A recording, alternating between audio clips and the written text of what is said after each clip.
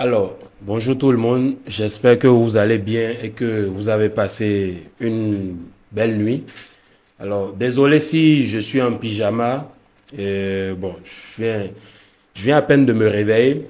Et comme d'habitude, ce que je fais, c'est de checker les réseaux sociaux, de checker les commentaires, ce que les gens pensent.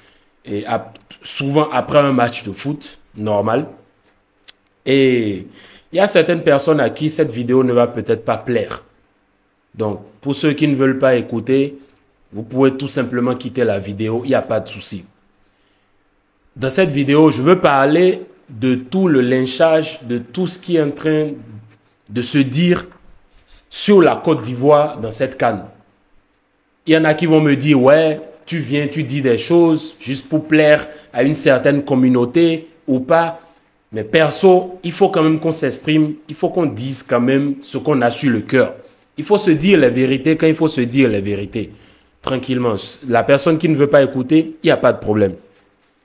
Il y a ce truc-là qui devient récurrent que je vois dans les commentaires sur les réseaux sociaux, que ce soit sur Twitter, sur Facebook, même sur YouTube, dans les vidéos où je vois des gens, je ne sais pas, je ne peux pas vous dire ils sont de quelle nationalité, je ne sais pas, mais c'est clairement des gens qui ont le seum.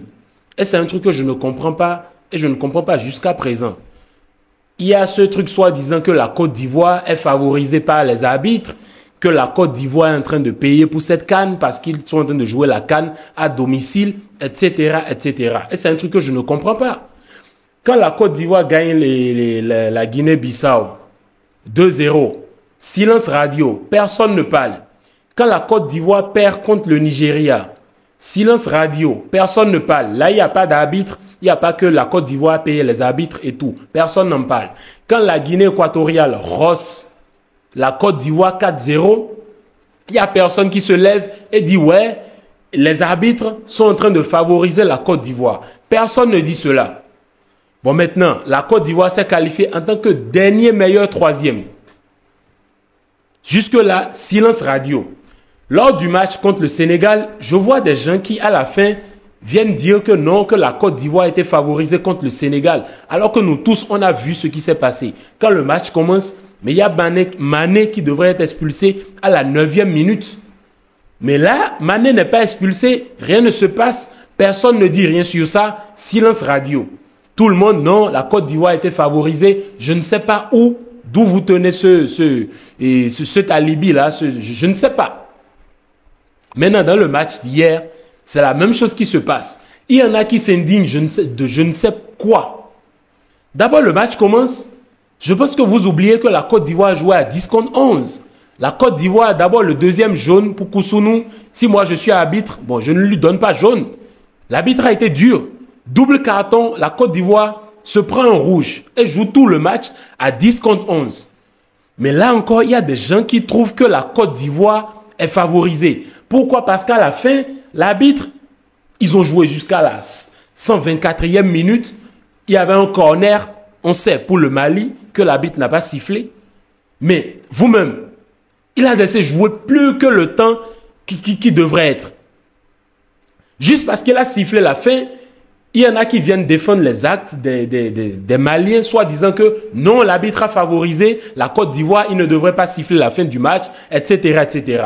Et moi, je vous l'ai dit dans ma précédente vidéo, même si on donnait 5 minutes de temps additionnel de plus à ce Mali-là, ils ne vont pas pouvoir remonter. Mais maintenant, moi, je ne comprends pas. Dès qu'il y a un petit truc, tout le monde là, il y en a, ils sont dans leur film. Ils se sont fait un film soi-disant que la Côte d'Ivoire est favorisée, est en train d'être favorisée durant toute cette CAN. Je ne sais pas pourquoi, je ne sais pas d'où ils tirent leur argument, je ne sais pas. Et pour moi, je trouve que c'est de la mauvaise foi. Franchement, c'est de la mauvaise foi.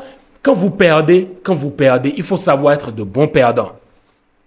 Il faut savoir être objectif. Il faut savoir reconnaître quand l'adversaire est supérieur à toi. Tout le monde l'a vu. La Côte d'Ivoire, psychologiquement, mentalement, tout ce que vous voulez, ils sont supérieurs à beaucoup d'équipes actuellement. Ils ont leur public derrière eux. C'est des gars qui ne lâchent pas. Le moment où tu penses qu'ils sont morts, c'est là ils renaissent. Mais maintenant, qu'est-ce que vous voulez? Je ne sais pas d'où vous tirez votre argument de l'arbitrage. Je ne sais pas.